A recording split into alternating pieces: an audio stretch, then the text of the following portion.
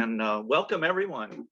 Thank you for showing up today. This is, as Dan indicated, something different. This is a special event for us. This is the very first poetry reading that we're having at Art in the Afternoon.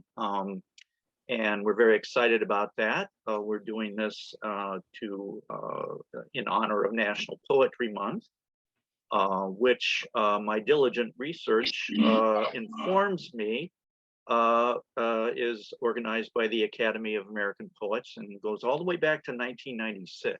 So good for them for doing this. And on this occasion, we're very, very pleased and honored to present the work of two fine local poets, Cory Hutchinson-Reuss and Hannah Bonner. Some of you might know that originally the program was to have included Kathleen Paltrineri reading with Cory, but unfortunately she is not able to attend. She isn't able to participate. So we are very, very grateful to Hannah for being so gracious to step in on such short notice. We really appreciate that. Thank you very much. And thank you, Cory, for persevering in the over the change of plans and for bringing Hannah on board. And so that's all I have to say. They are going to introduce themselves, talk a little bit about themselves before reading their poetry. And so that's enough for me. Without further ado, I'm happy to turn the program over to Cory and Hannah. Welcome. Thanks so much for having us. I'm really looking forward to it. I'm just going to introduce Hannah before she reads. Hannah Bonner's poems have appeared or are forthcoming in Bear Review, Pigeon Pages, Rattle, The Pinch Journal, The Vassar Review, Tinderbox Poetry Journal, Tri-Quarterly, and 2 Peach. She has an MA in Film Studies and is pursuing a creative nonfiction MFA at the University of Iowa. She currently serves as the poetry editor at Brink. And if you haven't checked out Brink before, it's a new and local literary journal, and it's beautiful. So you can visit them at brinkliterary.com. So I'm going to turn it over to Hannah. Thank you so much, Cory. And I'm incredibly grateful to you for reaching out to me. It's an honor to read with you today and get to talk about all things poetry. And Phil and Dan, I'm also really grateful to you all for putting this event together.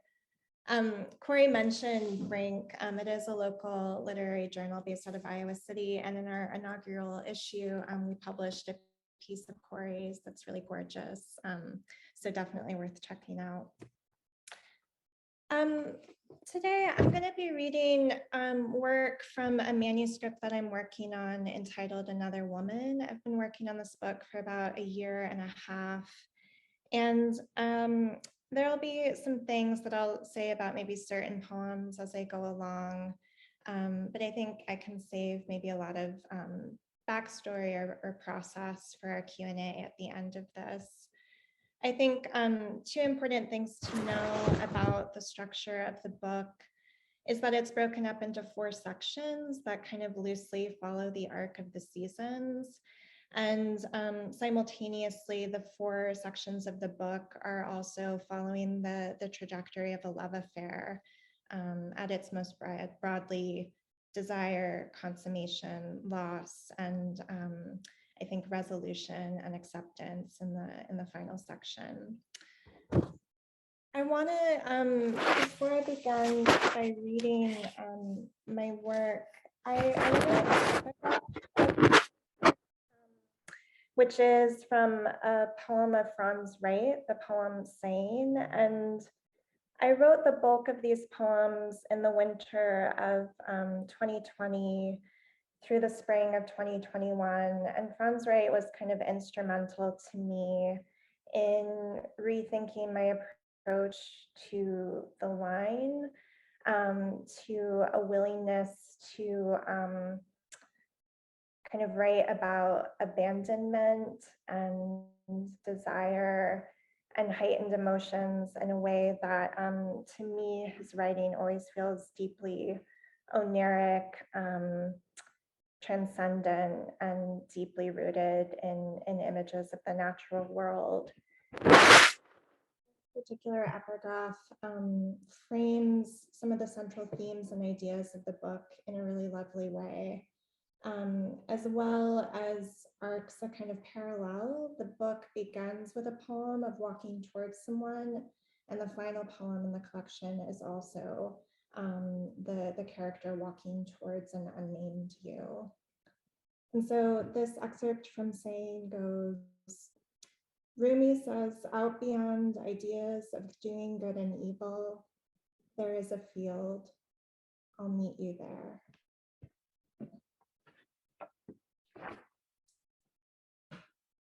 The first poem that I'm going to read for you all is also the first poem in the manuscript. And I was really fortunate to have my manuscript workshopped by my creative nonfiction cohort, which was incredibly generous of them. And they were kind of questioning this as a first poem because it's incredibly abstracted and impressionistic. But I recently did a Q&A with Catherine Pond, a poet who I deeply admire and who has also been hugely influential for me. And she said that she started her first book of poems, Field Glass, with a poem that was abstract and atmospheric to kind of cue the reader into realizing like this was not going to be a book that is focused solely on narrative, that it's a book that is also impressionistic and kind of driven by emotional truth, not just narrative. And I think the same is true for me. So this first poem is entitled Before the First. I am walking to you, a thrash of moonlight, its quiet kick. Careful, any day now, the heart goes out. Where, you might ask? Yes.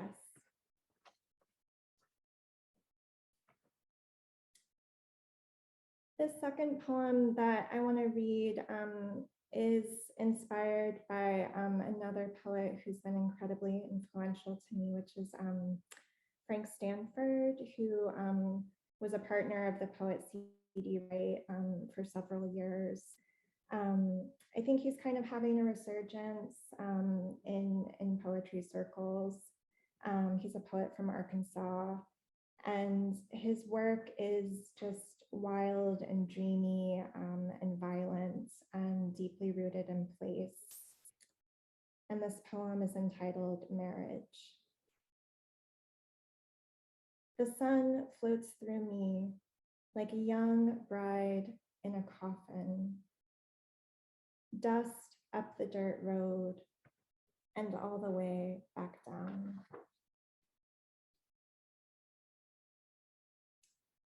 This next poem is entitled Fireflies in July. It's like a breath breaching a dream, a surge of stars, cellular through grasses, erotic as the pulse of skin before skin. Like you looking at me, the whole night turns over, rising, portent, barely a glance, barely green.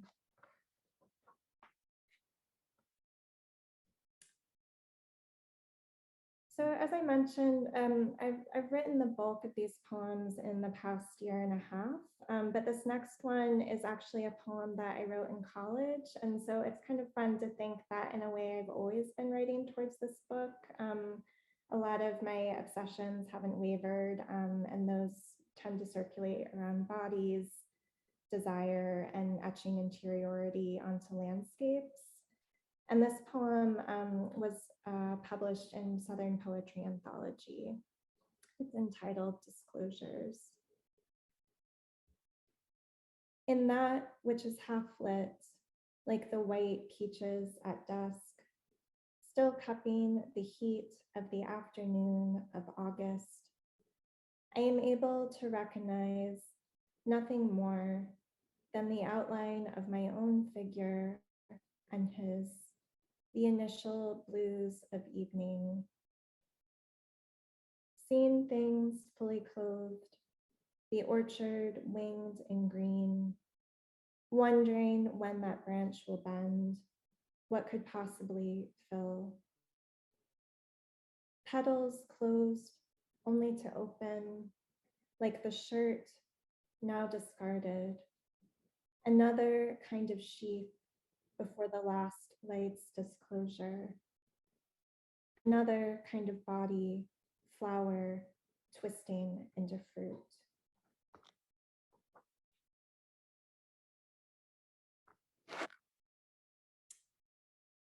This next poem is entitled Trance, and it's forthcoming this summer in the Carolina Quarterly. Finger in my mouth, he goes quiet like a dream in the dead of summer. His eyes dark as iris at Old Man's Creek. Silent as a somnambulist in the green gutted night, steady and depthless as the river's pulse. A water so febrile it is almost fire. Our hunger is never enough.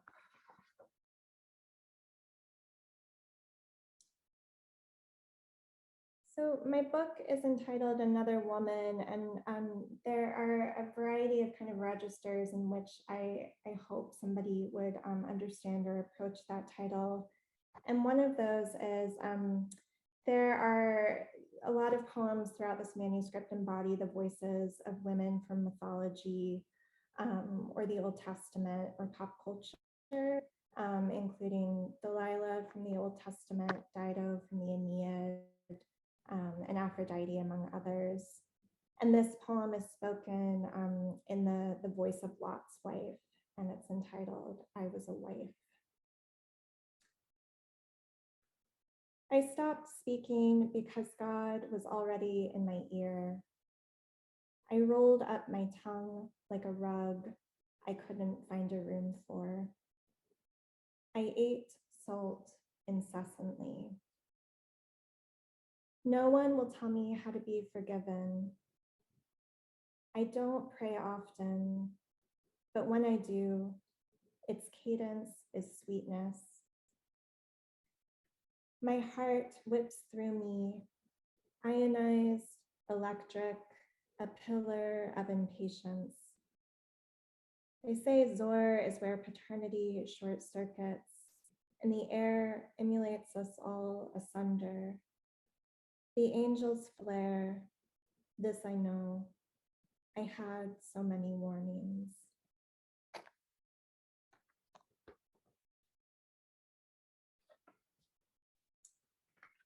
This next poem marks a turning point within the manuscript, and I think the following poems, there's a definite tonal change in the trajectory of the narrative, and this poem is entitled In Kind. I became the other woman, gradually, then suddenly. We shared the same name. Her hair was dark like her hair. She spoke in a speaking voice like I do. When she clasped her hands, it was I who was touched. Sometimes she calls to me and I answer in kind. Split infinity and the violet flame of knowledge. The scream lives in the mirror. Woman, woman, woman.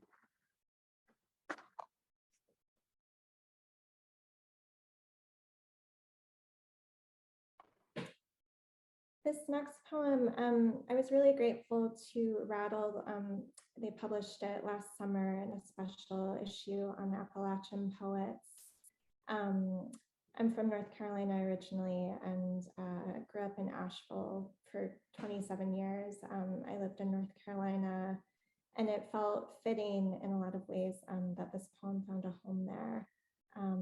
It's a very, very short one. The title is actually longer than the poem.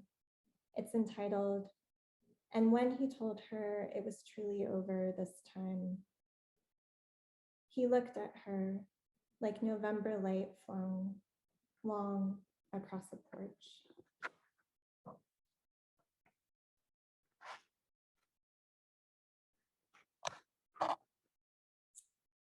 This next one is The Aesthetic. When you left me, I walked for miles every night through farmland and fields. I could hear the animals all around me. It was like walking inside a nightmare. The tumult of stars overhead, radiant and fanged. When I put salt on my windowsill, deer licked it dry. When the air around me roiled, I pushed past its cooling currents down the hill to the deep lake. That winter, any man I welcomed loved less than I loved. You could smell my desperation like livestock in the factory a few miles from town. I kept rocks in my boots daily to remind myself the pain was real. I promise you, when I knelt, it was not for penance, but for this glory. Even now, I couldn't tell you the color of the dark when I was just a girl.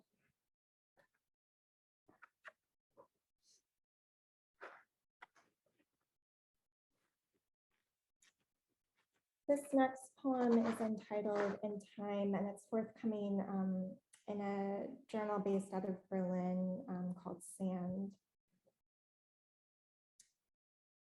Better the because of, bright utter, better the leaving had before, better the lover than the other, better the gasp, a last grasp, a postlude.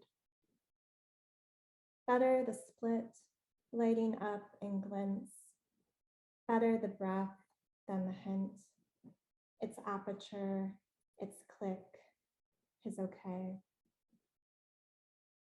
Better the beginning, which never ended, its blue rooms, passageways.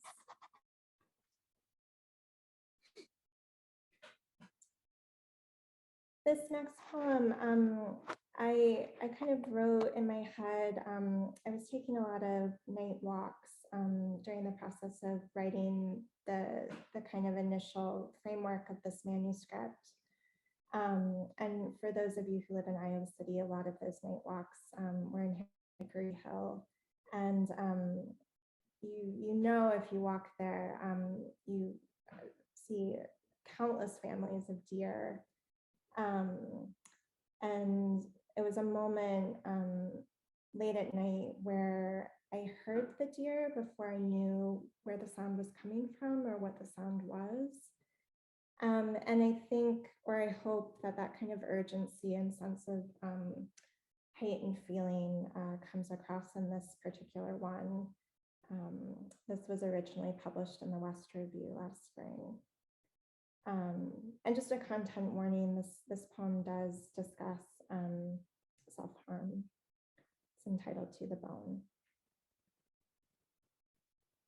Not the deer I dream of, nor the melt's quick and shallow stream. Not the rush, the run, breaking through meadow with moonlight, the damp earth, the animal, the trees. Not the blade on the bath I walk away from, skin parting air like rain. Not the wet want inside me, which whispers spring is coming, cupped low and mulched at my ear. Not the crocus, not the coming, always already inside you, Not the deer, their pelts, their panting. No, not even after their clamor to the bone.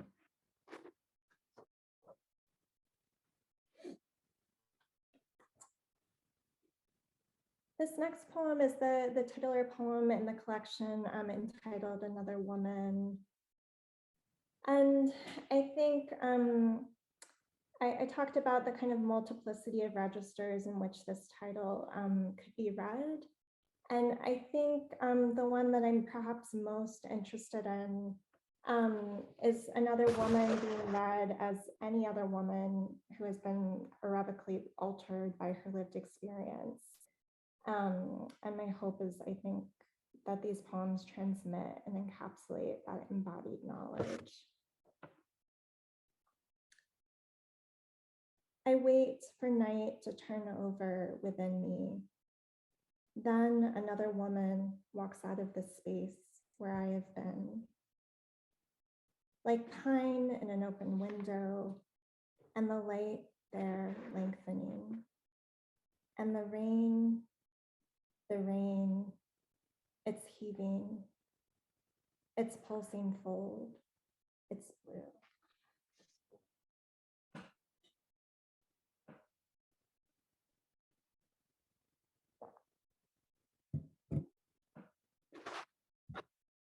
This next one is entitled Addendum. When the landscape hushes over, the sun so low I could eat it. The tenor of cicadas and crickets darken as the field pinkens gold. No one on the path tonight, past the subdivisions and backyards. Just the prairie that flushes with wildflowers, and beyond that brightness, corn. At vespers, I slow my steps to savor the minutes as the shadows stretch forth, beckoning like a hand. And I think, alone, I am witness to my wonder, full of luster at the fulcrum of one space to the next.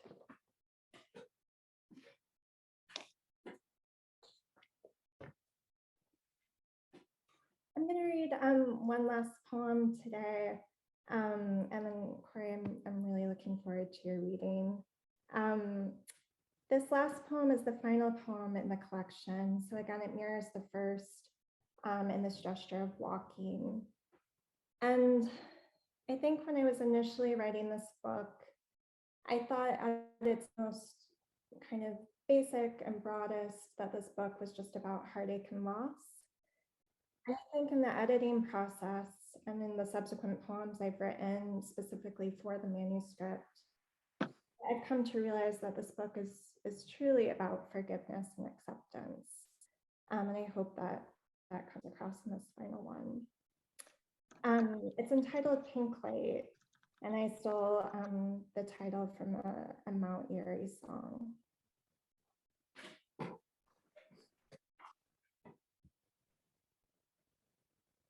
At sunset, I walk toward you across a harrowed field.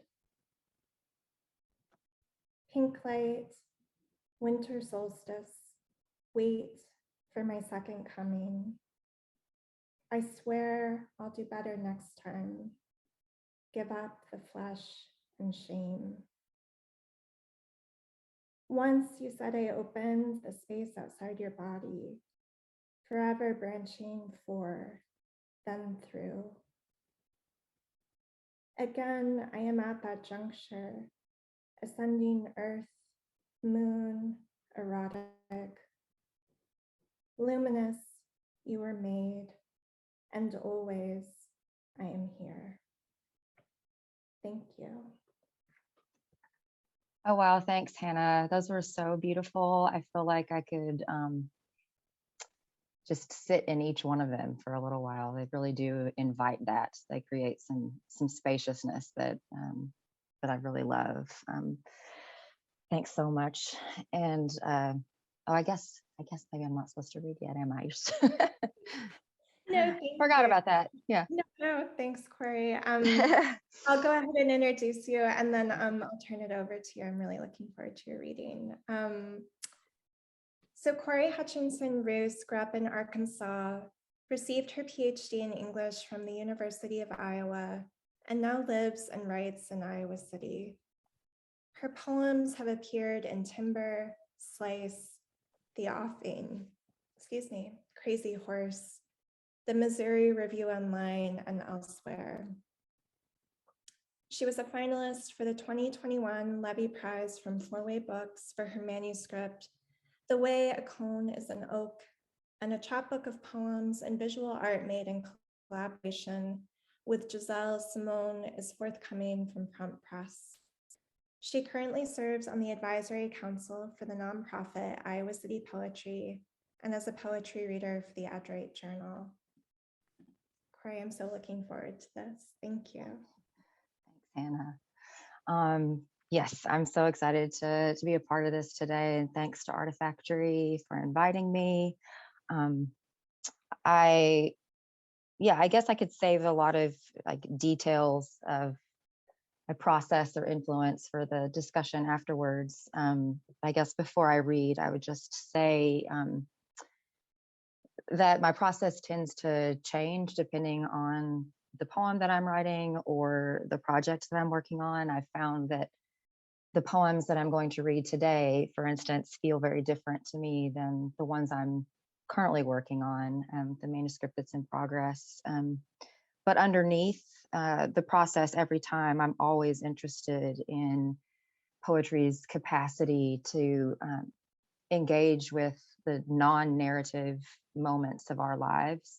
I kind of heard this in Hannah's poetry as well, or some of the things you were saying. So like those moments of inexplicable connection or expansiveness, moments of synesthetic experience when our senses kind of cross or overlap, or moments that seem to break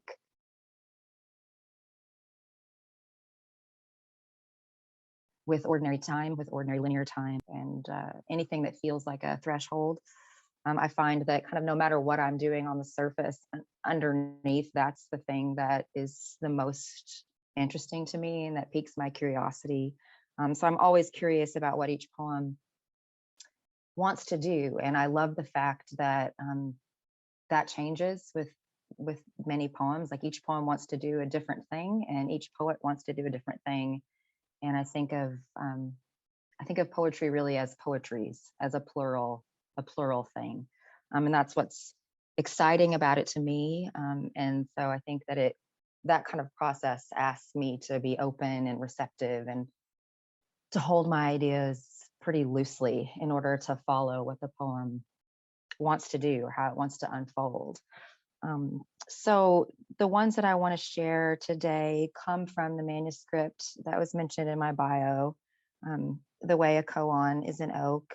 And the manuscript is very interested in the idea of the image, as I think many poets are, but specifically in the idea of the image as an icon. So like the work that different sensory images can do when we contemplate them, when we spend time with them. So that shows up a lot in the manuscript. But most of the poems that I'm going to read today are from a series of voice memo poems that show up throughout the manuscript. Each one responds to the question, what draws you out into each day? I was thinking a lot about just the kind of cyclical, repetitive, sometimes monotonous nature of life, and what is it that draws us out? What draws me out? What draws the reader out into that cycle every day, and in the particular moment of writing the poem?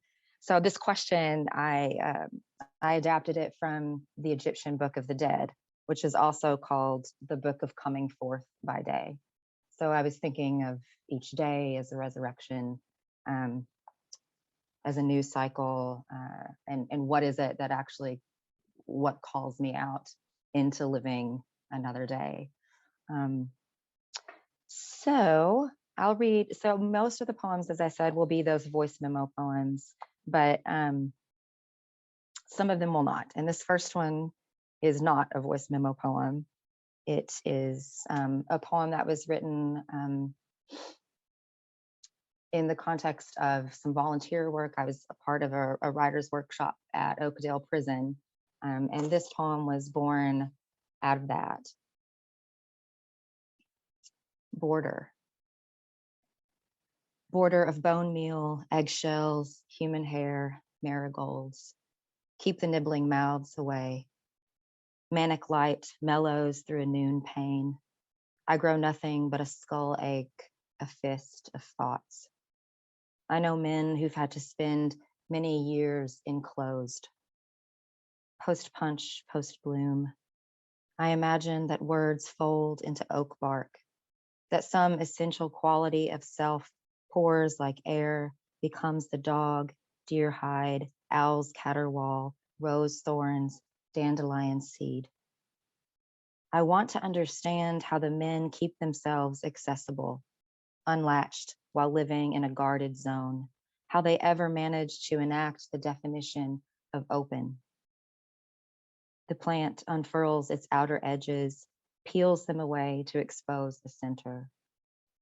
A city officially declares itself undefended, an open city.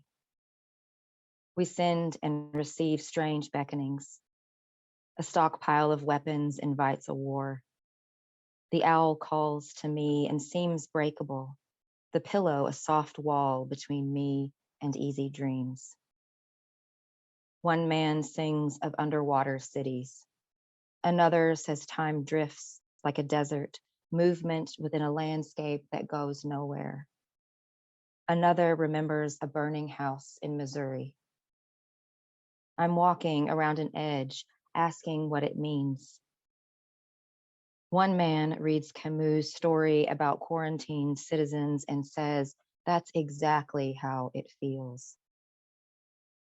I move through time, its pulsing chambers. Lub-dub, I say, red little bird. Not only metaphor, this series of doors and holdings. Walking along a nerve of labor, duress, and song, someone gazes in and out, paces the yard. Concertina wire coils its paradox, sits atop a wall, never plays a melody or keeps one from stirring the air. Some men improvise accompaniments, record impossible visitations, angelic midnight interval, throaty flight, antidote call and response. This isn't a story. It's a fence full of windows through which the human eye can see a sky going on and on.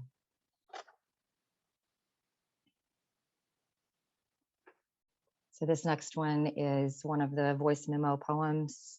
Originally, I had called these call and or response. So there is, even in that last poem, there's kind of this question of when I write a poem, what am I responding to? Am I calling? Am I responding? Am I doing both? So this is voice memo, ecology, transmissions. Clatter drawn by hail. In rain, the stones go soft and feral. You're ferocious in trauma's pelt. Prickly skins, each generation passes down, heavy and re-stitched. You're a roar of grasses and lashed panes, a rabbit haunch quivering under the din of history's atmosphere. Pressure shifts, news cycles, the night sirens in Doppler effect. What we do with skull and hammer, cruelty and rotten teeth. All the evidence that sews you in, what it means to be human. Sitting again, doubled over with another form, when the array of possibilities collapses into a suffering moment, as somewhere it is always collapsing. Trying to let the body's grief be plain spoken, to let it remember those you loved in the lung pink tunnels of air rushing, the cochlear swirl of unseen runes flush with organ warmth. We carry each other as a kind of in-body brooding, always a body within a larger body, even if it's only a nest you kick against, or a cloud of voices to and through which you speak in moments of slow fog, currents crossing between I and you and we, those who press you with kindness or shame, those you fail to understand in the ways they need, those whose words you keep as talismans against your own self-talk. You recall the time you bent over a bowl of floating marigolds while a woman said a blessing over your head in a language you knew only as water trickling down your temples, as the scent of sun petals, as a momentary return to a self that lives in tenderness. Fragile thought pushing through brain pads, ventricles, arterial tunnels, the tiny compartment of vibrating cords, the gut's intelligence, the flower-shaped spaces floating above your crown and below your feet. The maple's antenna reaching in every direction. Soil dark, sky drift. All these connections you don't know if you can stand.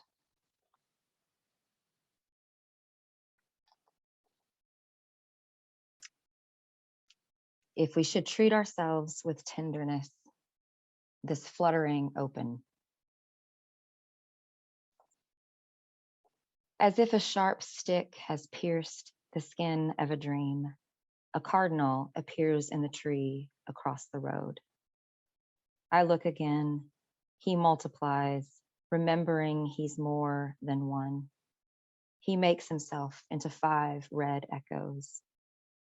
In the house that is an animal, that is the holy body, I am a window.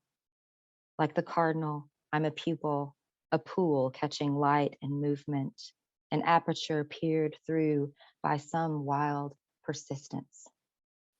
Mysterious antecedent. From the very beginning, the body, remembering itself in slow motion, as if wading sideways into an overlap of pronouns. Not only myself, but in between us, a dynamism, a zim-zum synapse of radiant ache. Here, and more than here, the body has been places. When you get on the bus, drop your coins in the slot, weave through a crowd. When you remove your clothes at the end of the day, carefully, as if they belong to a loved one recently gone. Who is sitting with me on the bed's edge? Who is sheltered under an eave? Intersection of loss and presence makes a form of ecstasy, which isn't bliss, but a crossing. Are you lonely in the scent of pines, as I'm afraid in the blue light at 2 a.m.? We branch ourselves into the energetic spaces, sense mutual tendrils. I place my hand on tree bark for the first time in years and apprehend my own softness. Glimpse of my hand as a child's when I was forced to pick my own switch for punishment and so had to see the oaks as broken into weapons. But even my sadness opens the red bird, which opens the sky behind it, startles open my fist, my separateness, the moment interleaved with the familiar otherness of limbs. Whole and alive, it can't be pinned down. Like a voice corded and thrown through all the windows at once.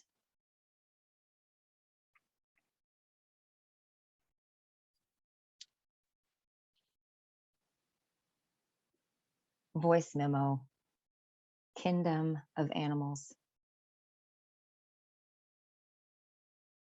What draws you out is the kingdom of animals.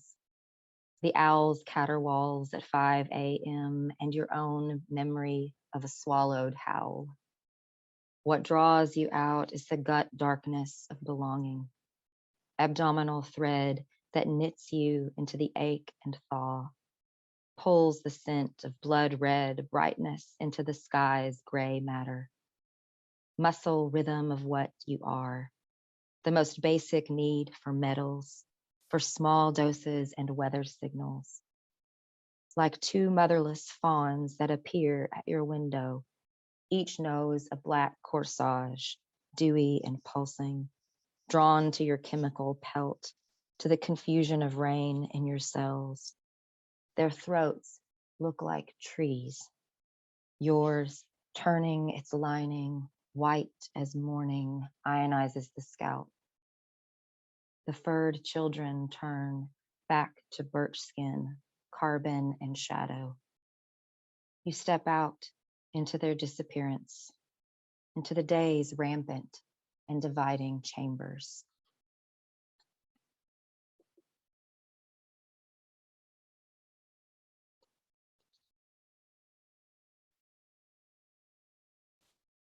Voice memo. Before blue. What draws you out is before blue was a color. What line, what sky, sea or iris, you want to form a lucid medium, but every image blurs, thickens into a curtain. You walk out into the color spectrum, looking for the hottest part of the flame. Your eyes wine dark, mollusk, a pearled cradle. You notice how the world bends. On either side of any horizon, you sense an aching largeness ready to collapse. The convex of happiness remains delicate. You think of necks, hourglass or carafe, or bottles smashed to christen a ship. You try to remember a name, the togetherness that rinsed over you, then receded like a tinted solution, revealing a lens.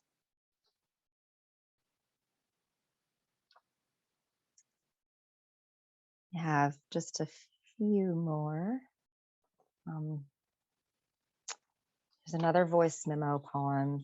A few of these middle section voice memo poems are in a part of the manuscript that was written when I had a good bit of a year of sickness. So you're probably kind of hear these references to the sort of pain or trauma of the body in there.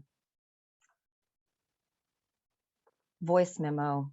In the palm of evening, in the mouth of a rock. What draws you out again is your sister's weeping, your friend saying your name, a shadow's repetition that slips almost imperceptibly from its angles. You become a tree, blurred and listening. A medallion leaf flutters in digital wind, cells flower like secret night bloom. What did you choose? Part of your fate is like a fig, backlit and glowing. Which part can you love? Blue hydrangea, unknowing suns sunk in heavy tissues. The part bewildered and thirsty, alchemical. Nests of hair, auburn in your palm. Not exactly a repetition of sunsets or cottonwood tufts dyed red by evening. Where is the beginning? Your own footfalls displaced, surrounded in locust drone. The beginning is anywhere these wounds seal and mark you, anywhere you dissolve and crawl. To change one grimy detail of your shirt or your hometown is to miss a line of inquiry that leads you down an aisle to a vanishing point perspective, a mouth in the rock where you follow yourself and experience your own name as a presence, a premise, an expectation. The baby teeth, the ginkgo fans, the olive oil like liquid glass in the glass bottle, The rain cloud, the stray hair under the microscope, the singular music in a voice, the sentient fact with antlers. Again, you would be married to weather.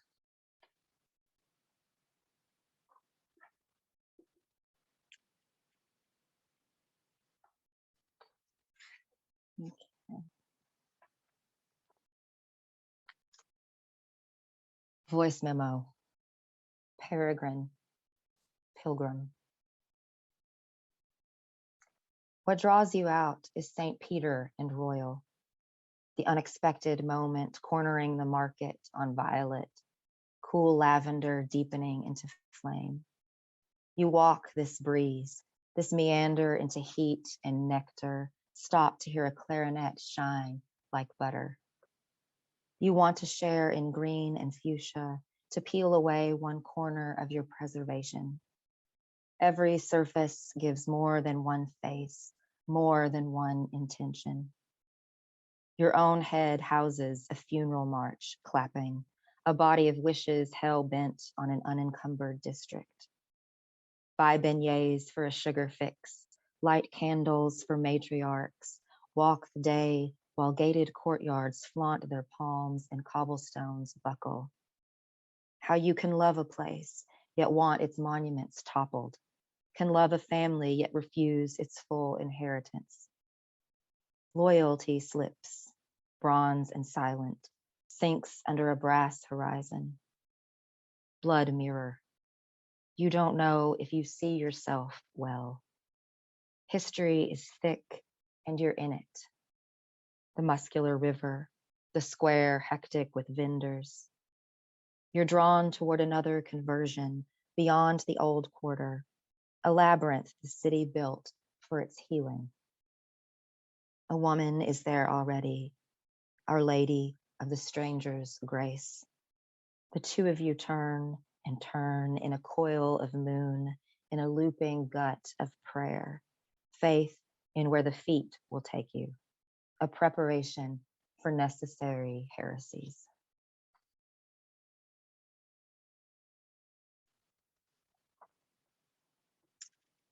Okay, I have 2 more men and we'll be finished. One more voice memo. In this body. What draws you out is a yes to the blood touch, to contingency and a terror of capillaries. Your honeyed anguish and secrets, your May Queen and crone. You've come for the thicket.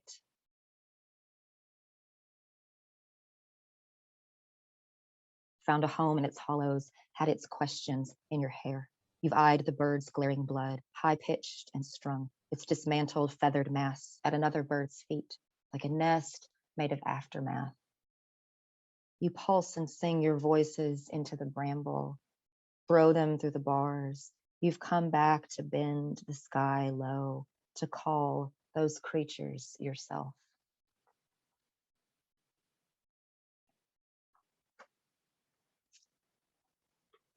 And so the last one that I want to read is called Humid Blues in the Streets.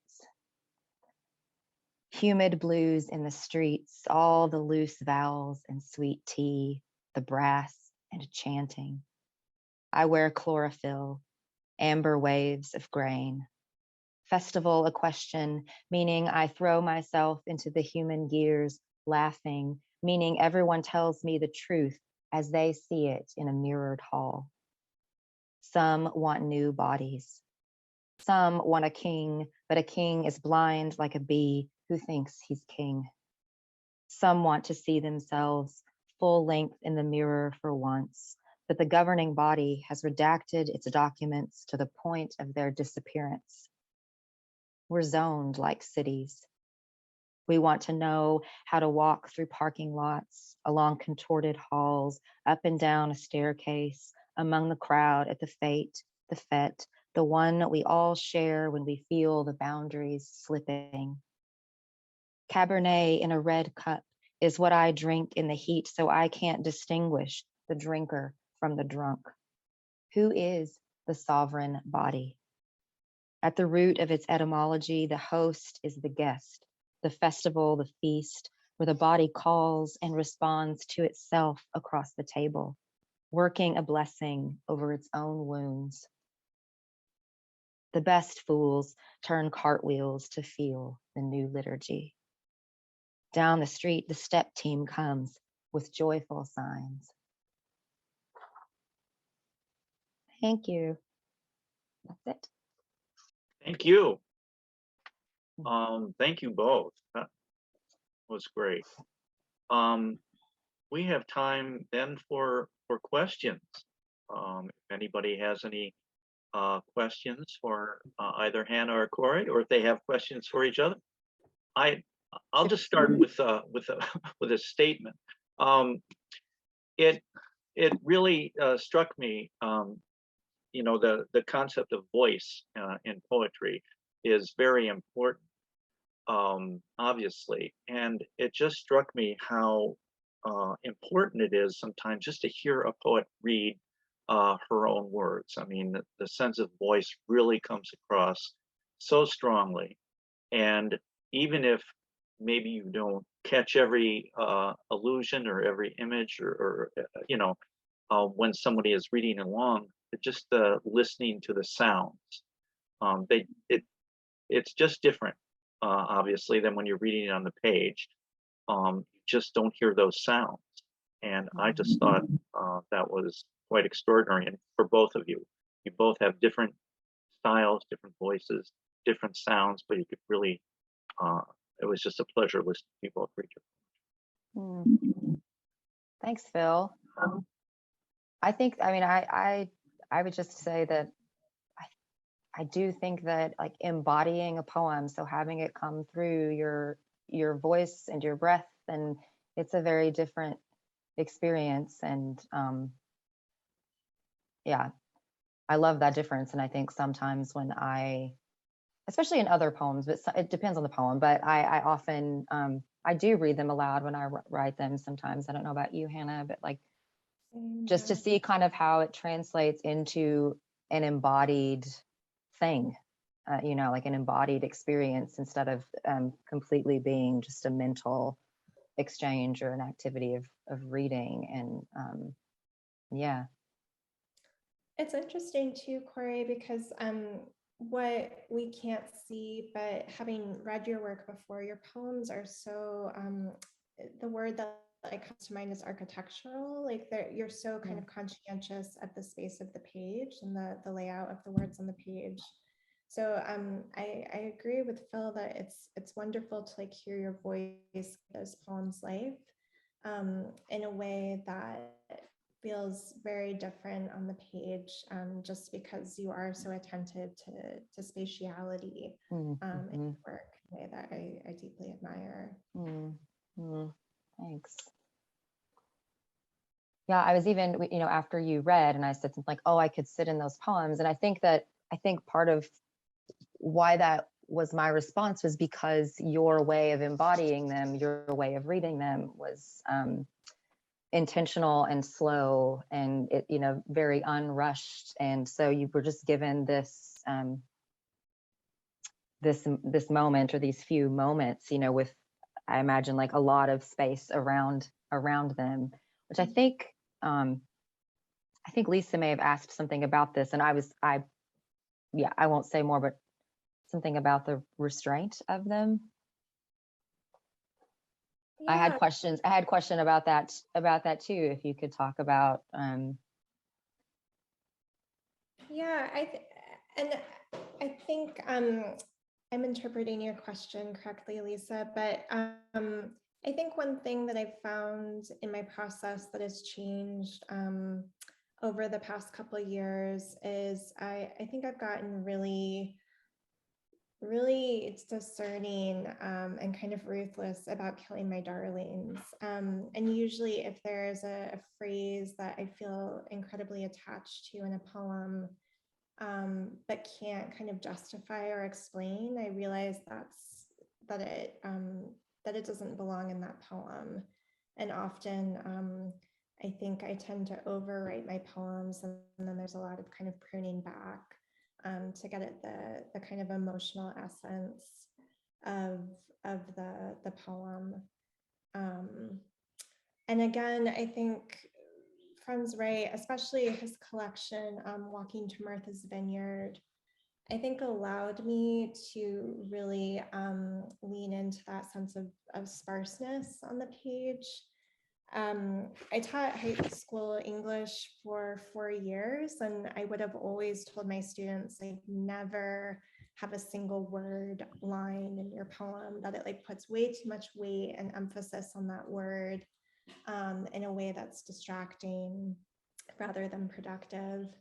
And one thing I love about Wright's work is he totally undid that for me, and gave me, I think, a real sense of permission to be more playful, and to also like allow something to carry a lot of emotional resonance. So the first poem that I read before the last line of the poem is just yes, the declarative. And I wanted that sense of definitiveness and expansiveness and affirmative affirmation as a way to like open and enter the book. Mm-hmm.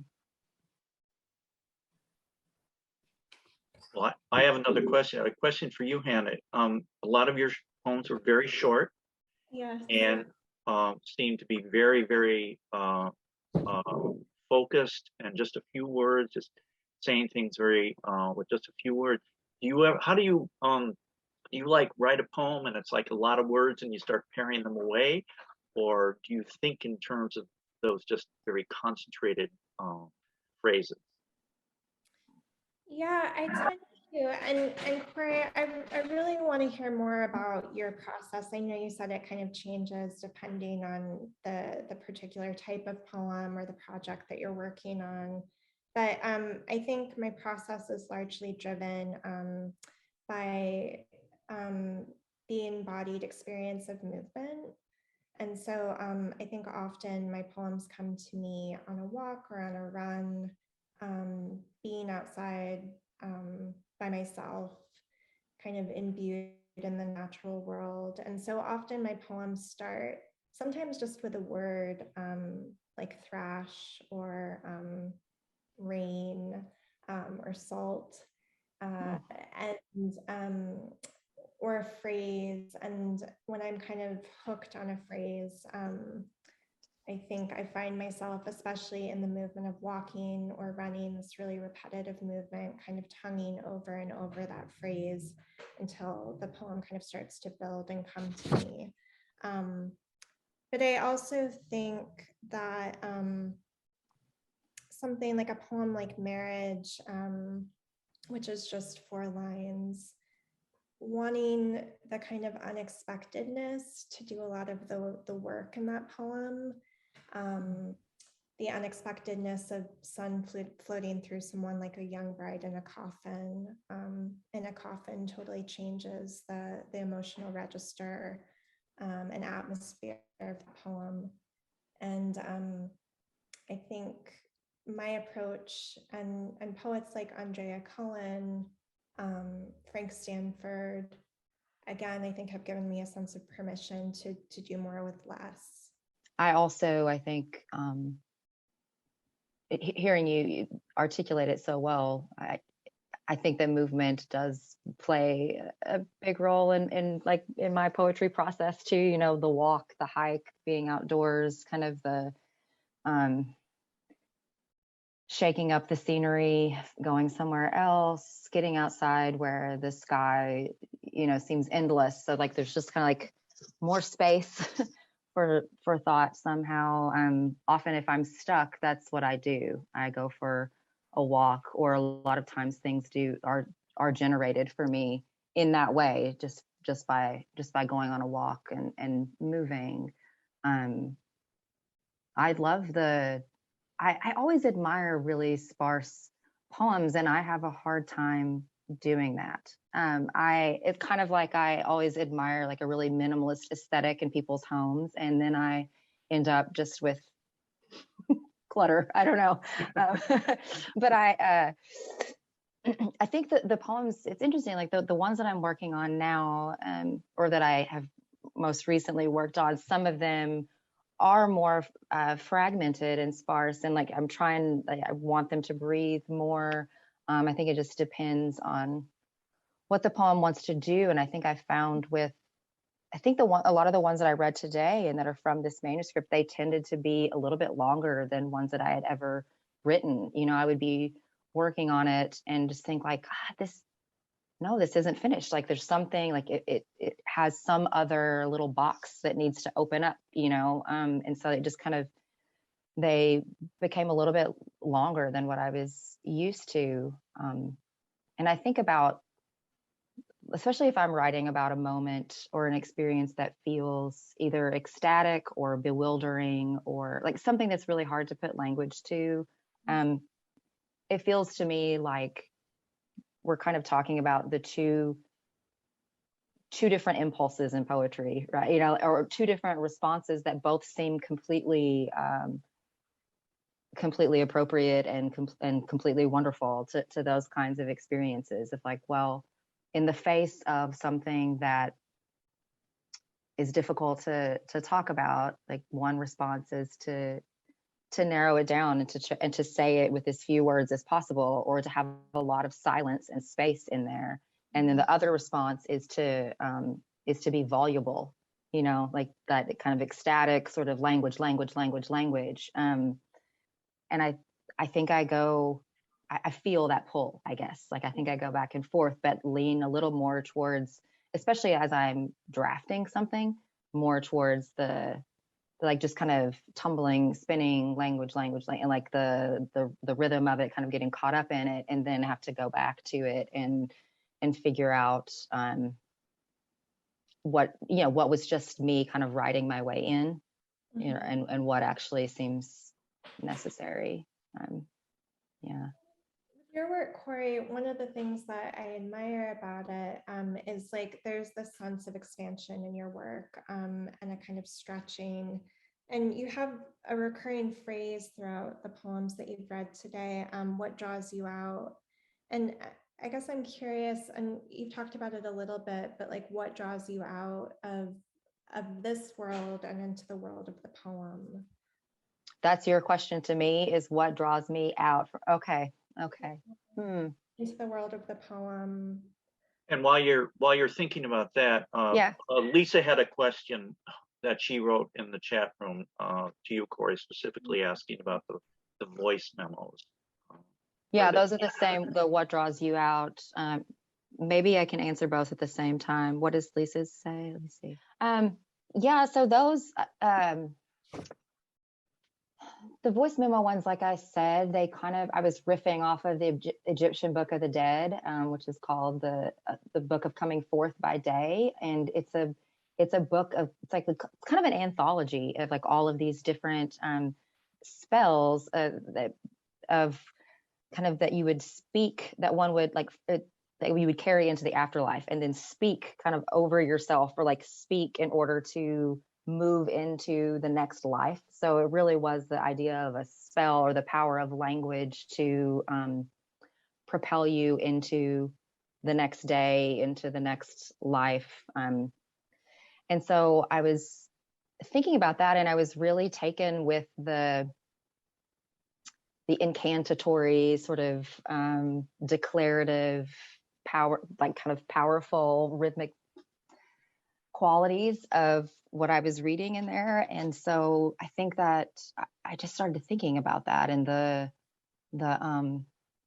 and turned it into a question, because I think that I was just easily feeling life as just a very monotonous.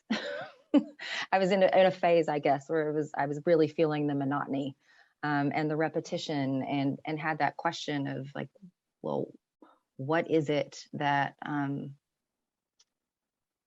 that pulls me into the next moment? What is it that I get up for? What is it that that cycles me back in?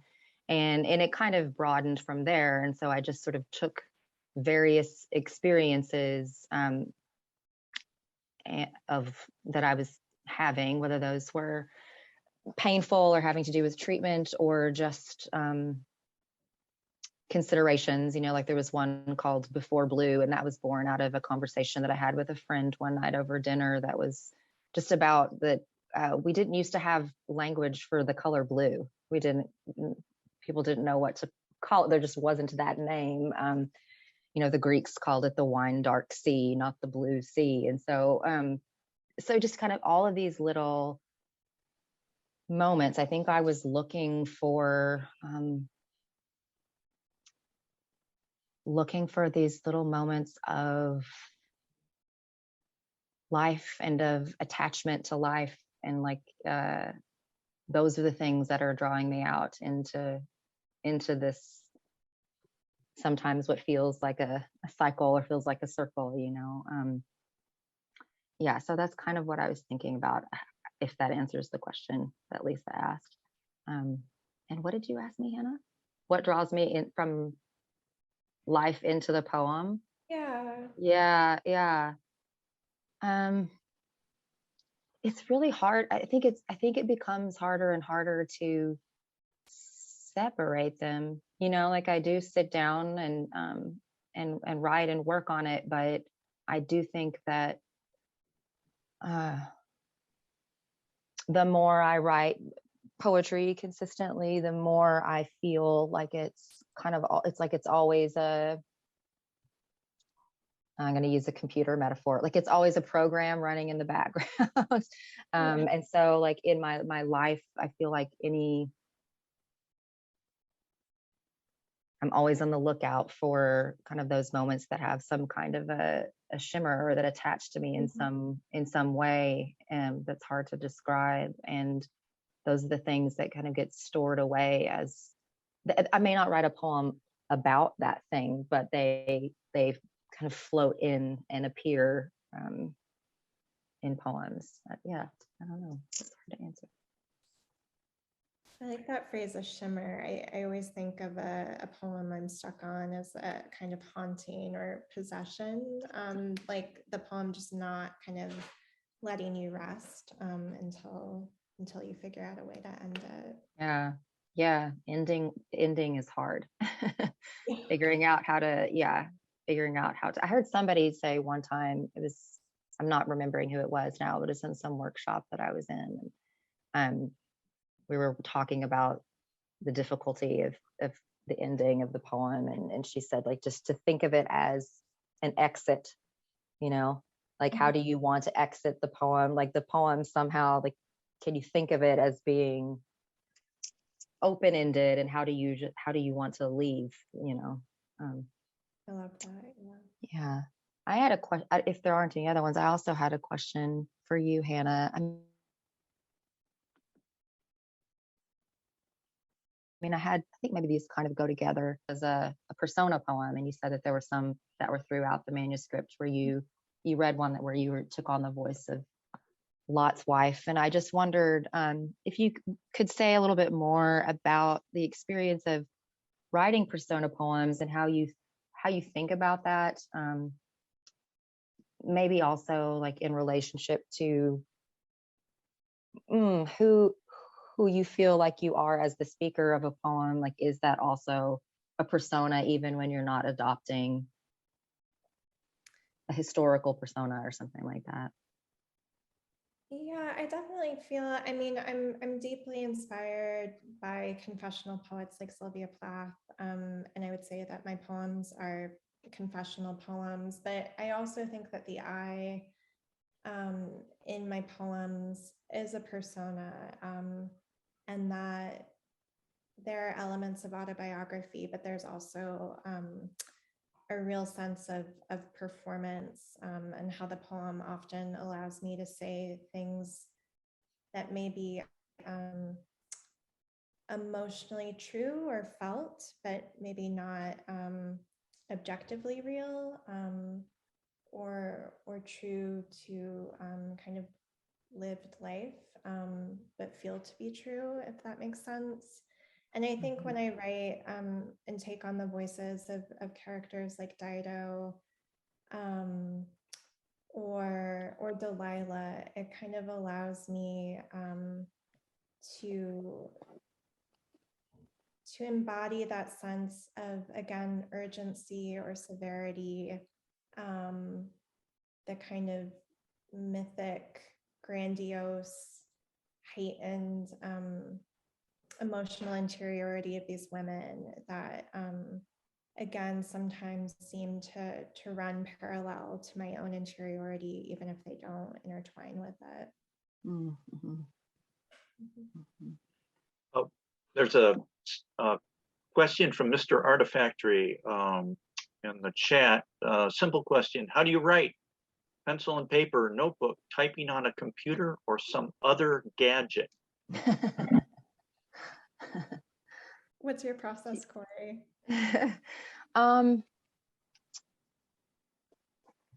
You know, a lot of times I do write on a computer because like I'll store just little bits of language or something that I might come back to. And that's something that it grows from that, from like a little archive that I keep, I guess. But I also journal a lot by hand in a notebook with a pen, and there's some work that gets done there as well. So like other bits of language or questions. A lot of times I'll do some writing. I can kind of get into like a flow state better with the computer, just because I can go faster. But then when I want to stop and work through some kind of knot that's there, I'm stuck, or if something in the poem is just kind of sputtering, a lot of times I'll go to my notebook and use my pen, and then I'll just write about it and turn it over and turn it over. My notebooks are very, very boring. I'm sure it's just the same stuff, like over and over again. It's like me turning the problem over, like until it clicks into place. And so I do use it that way. And yeah, so I go back and forth. And sometimes I type notes. Like if I'm out on a walk, I'll have my phone and I'll just use the notes and type something in there that I have to remember. So, what about you, Hannah? Cory, when you're journaling, are you journaling about your writing, or is that Sometimes. Okay. Sometimes, not always. It's just whatever. But it all, I know like some people keep a separate writer's notebook and then they're kind of like diary stuff. Mine is, I've tried to do that before, and I don't know. I just put it all in the same thing. I love that. Yeah. What about you? I always have written by hand first. And I think once I have a sense of like the poem's potential or possibility, then I'll transfer it to a Word document and start to do kind of the minor edits on it. Mm-hmm. But I think I need to be close to the poem's completion before I can do that. There's something about like being able to scratch out and still see what the previous iteration of the poem was, that feels like very necessary to my process.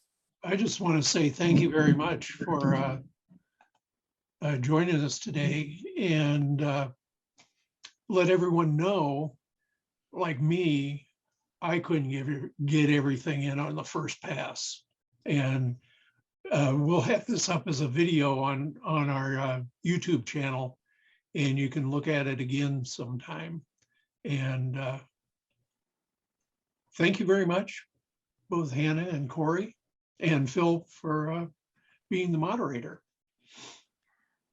Oh, my pleasure. This was a really, really special afternoon, and thank you both again for coming and sharing your poetry, your very, very personal poetry with us. Appreciate it. As Bob says, the video will be available on our website, and you can look at it again and hear it again. And I guess one other thing I want to mention is, now that you've been here to listen to poetry, everybody come back and see some of our artist presentations for art afternoon. Thank you again.